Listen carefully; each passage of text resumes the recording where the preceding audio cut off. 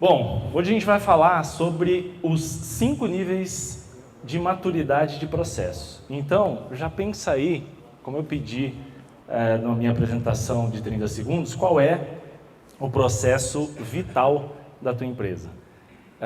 E a gente sempre foca no processo vital porque independente de qual seja, independente do tamanho da empresa, independente do tamanho dos nossos clientes, a gente muda o cenário, mas não muda os problemas. Então, empresas como a Zaraplast, com mais de 5 mil colaboradores, têm processos mais complexos, têm processos que um setor depende do outro, e empresas menores, como a Cavalete Engenharia, com mais de 3 colaboradores, já está com 4 já, né, que eu estou sabendo. E elas também têm as necessidades um pouquinho diferente e um pouco mais sensível. Então, ou seja, uma solicitação, ela é mais impactante para a Bruna se essa solicitação não for atendida corretamente do que para a Zaraplast. A Zaraplast vai atrasar um pouquinho, mas não vai ser impactante financeiramente, né? Então, muda um pouquinho, mas os problemas são os mesmos. A gente está falando de muito retrabalho, de ruído na comunicação, perder o controle, falta de dados e por aí vai. Então, o processo que você pensou aí, né, vital para a sua empresa, ele é um caos para você? Essa palavrinha é um pouquinho exagerada, né? O Rogério que fica pedindo para eu colocar essas palavras mais fortes. Mas ele depende de pessoas, ele faz com que o processo é executado por pessoas, mas do jeito dela e não do teu. Então, você já começa a ver que pode ser que seja um caos, sim. O segundo estágio, o segundo nível de maturidade, a gente já começa a ter uma visão um pouco mais estruturada de fluxo. Então, pensa no teu processo e fala, ele está no mínimo desenhado, né, que é o que a gente chama de processo mapeado. Então, se ele está mapeado, o problema já não é tão grande, pelo menos já está mais evidente o que deve ser feito, e aí você vai analisar se realmente está sendo feito o que foi desenhado. Então, aqui você diminui o problema, mas as exceções, o que foge do que você desenhou, continua sendo realizado. O terceiro nível, aí o problema já começa a diminuir. Você já começa a ter o seu processo sistematizado, que é de fato ter um sistema. Mas não é um sistema igual você tem ali o Conta Azul, o básico da administração. Já acontece, isso é muito simples, né? Todo mundo tem um sistema ali, um ERP, mas e o que é vital para a tua empresa?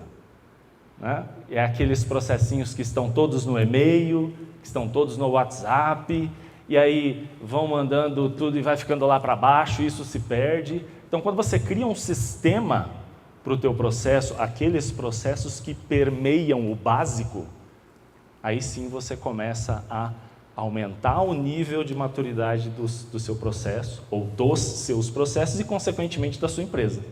Tá? Então, presta muita atenção nisso, principalmente nos processos vitais da tua empresa, que é o que leva cliente, o que traz dinheiro para o teu negócio, que é o que dita a saúde dele. Né?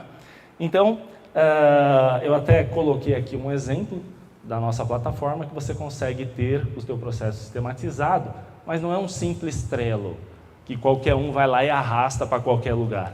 Existe um processo que está garantindo que isso aconteça.